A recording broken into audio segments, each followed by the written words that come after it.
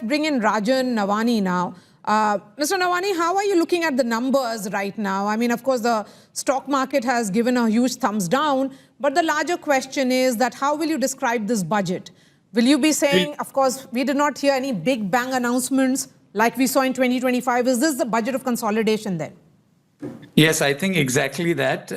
Budgets normally shape balance sheets for a year, but I think this growth-focused budgets, actually shape a nation's future for decades. And I think this is aligned to the Viksit Bharat 2047 vision of the government, which not only deepens, I think, Bharat's internal economic strength through inclusivity, but at the same time ensuring how India can continue to march on the global stage, leveraging technology, the creative young power that India has. And I think multiple aspects of that in some shape and form have been, addressed in the budget. We represent India's pioneering platform in the orange economy. And, this was the first time that has been discussed, which is actually the creative industries in India generating livelihoods, which will not only, come in the time of AI and new technologies, but, shape different aspects as we go ahead.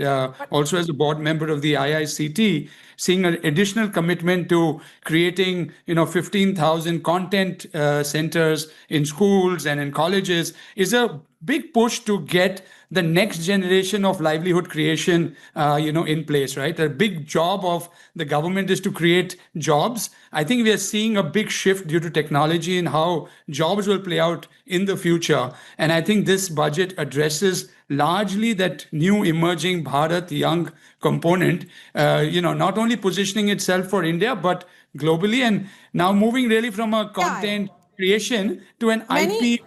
Yes, many see this as perhaps the government of India still not ready for the big AI leap of faith that we have seen, say, in having been taken by United States or China. India is still to catch up. Is there a sense also from this budget that, yes, as far as data centers are concerned, that is going up, but still a long march for India to catch up with what has been achieved by China and US already?